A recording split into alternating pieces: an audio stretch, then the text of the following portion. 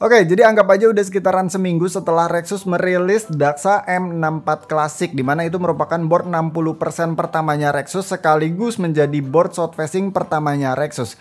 Tapi kali ini Rexus merilis board 60% lagi yang diberi nama Daxa M61 Barebone. Jadi di sini Rexus jual M61 Barebone dengan 3 varian utama. Ada yang menggunakan aluminium case, acrylic case, dan resin case. Nah, untuk yang aluminium case-nya ini ada 2 varian warna, grey dan dark blue. Untuk unit yang ada di gua ini tentu saja dark blue dong. Terus untuk acrylic case-nya dia cuma ada warna frosted kayak gini aja. Dan yang terakhir untuk resin case-nya dia ada 3 varian warna, black, blue, dan green kayak unit yang ada di gua ini. Kabar baiknya ini case dijual terpisah juga sebagai upgrade case dari Daxa M64 karena case ini emang bisa masuk juga ke si Daxa M64 Classic. Tapi khusus untuk yang resin Barebone nggak akan ada opsi case only, jadi belinya ya harus Barebone kitnya ini. Belum sampai situ, karena si case-nya M61 ini pakai mounting point universal 60%, jadi kalian juga bisa pasang PCB custom keyboard macam DZ60. Atau kalau kalian cukup ajaib bisa dapat PCB goib macam DZ60 pun bisa dipasang ke case-nya M61 ini.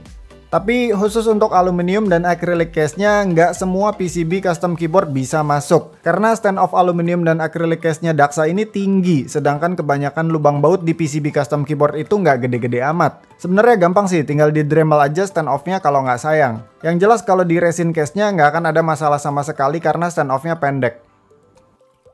So untuk paket Barebone ya, di sini kita bakalan dapat stabilizer, plate, platform, PCB, PCB foam atau case foam, dan case-nya itu sendiri. Untuk aksesorisnya ada 2-in-1 puller, kabel Type-C, baut-baut, dan buku-buku sakti. Khusus untuk yang aluminium case, kita juga bakalan dapat magnetic fit kayak di Daxa M71 atau M84. Nah, dari kelengkapan yang udah gua sebut, udah paham dong yang dimaksud dengan Barebone ini. Intinya, Barebone adalah sebutan yang biasa dipakai untuk sebuah keyboard yang perlu dirakit, nggak bisa langsung dipakai. Dan juga biasanya keyboard Barebone itu nggak dapat switch dan keycap, sama seperti di Daxa M61 Barebone ini. Oke, lanjut ngomongin harga dulu sebelum dirakit dan bahas lebih lanjut.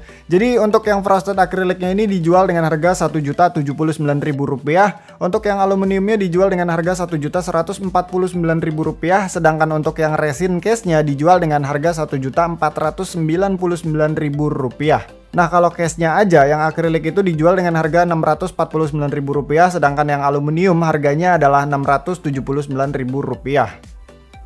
Oke, sekarang saatnya untuk ngerakit sambil gua bahas lebih lanjut. Yang pertama gue bakalan rakit yang paling murah dulu yaitu M61 Barebone Acrylic. Di sini gue bakal siapkan stepnya dulu. By the way, stepnya dia ini nggak pre-loop, jadi enak nih buat yang doyan loop sendiri kayak gua. Di sini gua loop menggunakan Kretox 205 G0 pada bagian housingnya dan Permatex pada wirenya.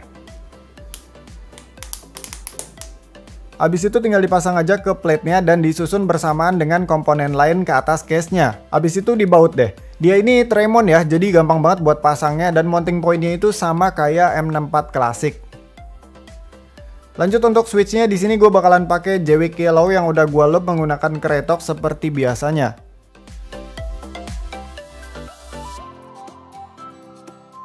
Terus untuk langkah terakhir tinggal pasang keycaps-nya aja. Untuk yang frosted acrylic ini gue bakalan pasangin DCP Pegaso Mitocorn base yang sebelumnya dipakai di DYZ40.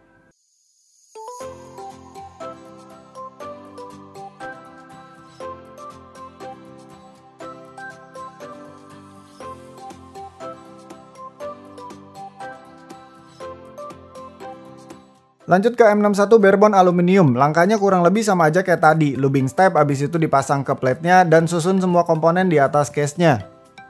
Nah untuk switch-nya di sini gue bakalan pakein Gateron Yellow KS3X47 yang udah gue loop juga.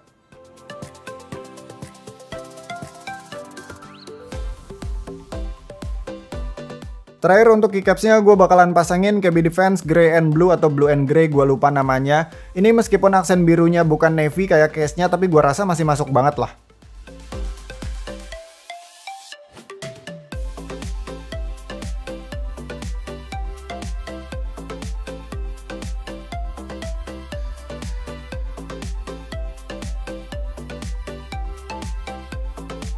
Lanjut yang terakhir si M61 Barebone Resin. Untuk yang resin ini semua langkahnya full sama aja kayak tadi, bedanya cuma di switch dan keycaps-nya aja.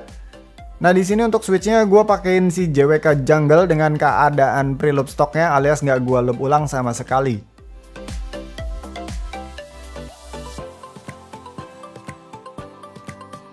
Terus untuk keycapsnya gue bakalan pasangin KB Defense Black on White PBT die sub dengan green accent.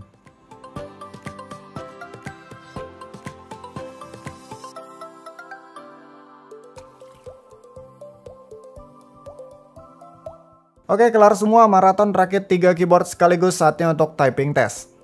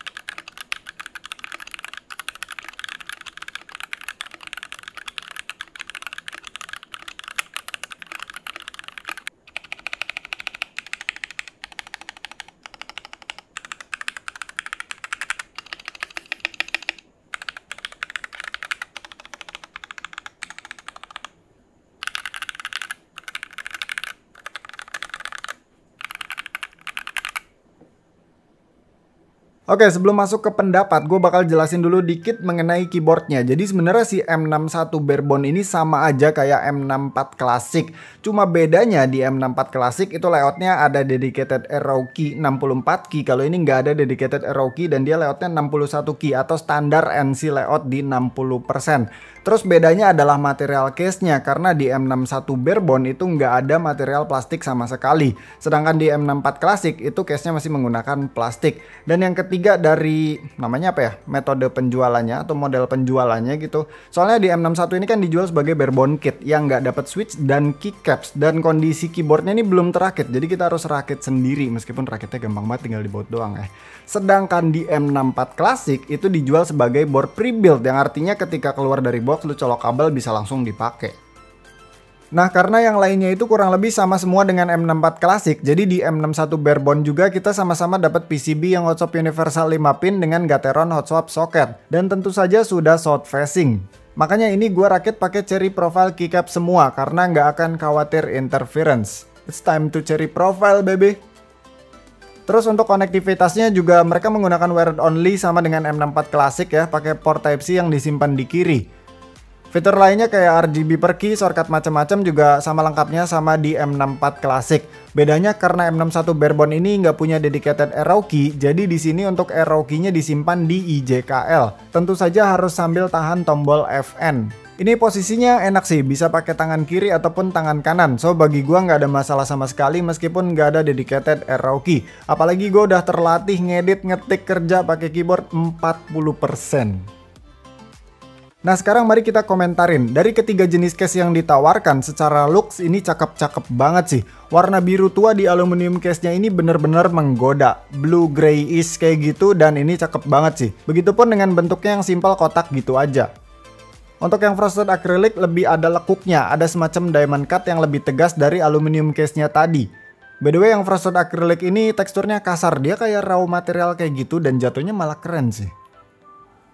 Sedangkan untuk yang resin, ini favorit gua. Warna hijaunya tuh aduhai banget, bentuknya juga keren, lebih bold dari alu case dan acrylic case-nya tadi.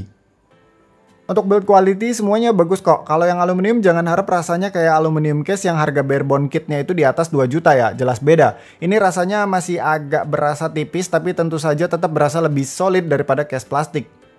Oh ya, di bagian bawah ketiganya ini diberi deboss Daksa. Ini keputusan yang oke banget karena nggak disimpan di bagian pinggiran-pinggiran case-nya. Menariknya, untuk yang resin ini dikasih warna putih sebagai penegas debossnya. Kalau nggak salah ini istilahnya infill ya. Tapi untuk yang frosted karena dia nggak infill dan warnanya juga begitu, jadi di boss Daksanya itu agak kurang kebaca. Sebenarnya nggak apa-apa juga sih, harusnya kelihatan dari bagian depan juga kalau ini Daksa. Terus dari segi suara, ketiga-tiganya ini sebenarnya masih ada hollow-nya, tapi menurut telinga gua, suara yang paling hollow-nya itu ada di aluminium case-nya. Dia bener-bener kedengeran banget gemanya gitu. Terus urutan keduanya ada si resin case, dan yang paling jinak atau yang paling kalemnya itu ada di si acrylic case-nya. Meskipun yang gua tayangkan di video menggunakan switch dan keycaps yang berbeda, tapi secara off-screen gua udah ngetes kok menggunakan keycaps dan switch yang sama. Balik lagi, masing-masing material dan masing-masing bentuk itu punya karakter suara yang dihasilkan pun berbeda-beda. Jadi tergantung selera aja sukanya yang mana. Ya, jadi segitu aja kali yang mau gue share tentang Daksa M61 Barebone ini. Seperti yang gue bilang bahwa intinya ini keyboard sama aja dengan M64 klasik. Bedanya M61 pakai layout ANSI tanpa dedicated arrow key dan dijual sebagai Barebone kit dengan 3 pilihan case yang mana ketiga-tiganya itu bukan plastik.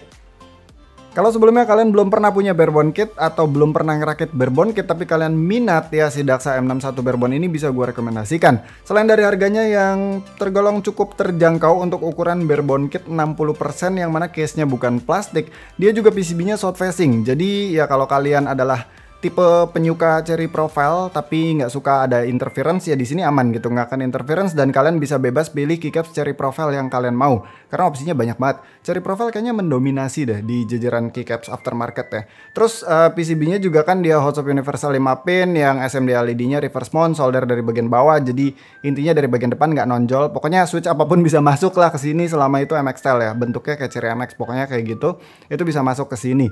Jadi ibaratnya nggak ada sesuatu yang dibuang atau nggak kepake juga dari keyboard kalian gitu, karena ketika beli Barebone kit ini kan kalian nggak dapat switch sama keycaps, jadi kalian yang pilih sendiri, tentuin sendiri untuk beli switch dan keycap yang lu mau doang gitu. Beda sama yang pre-build terus nanti ujung-ujungnya ganti keycaps, ganti switch, ya ujung-ujungnya switch bawaan nggak dipakai, keycaps bawaan nggak dipakai gitu. Jadi ini kayak 60% dari Rexus yang untuk para hobis lah. Kalau kalian pengen yang langsung pakai ya ada si M64 klasik, walaupun layoutnya emang beda sih. Jadi ya itu aja kali yang mau gue sampaikan tentang si M61 Barebone ini. Thank you yang udah nonton, sampai ketemu di video selanjutnya. Bye.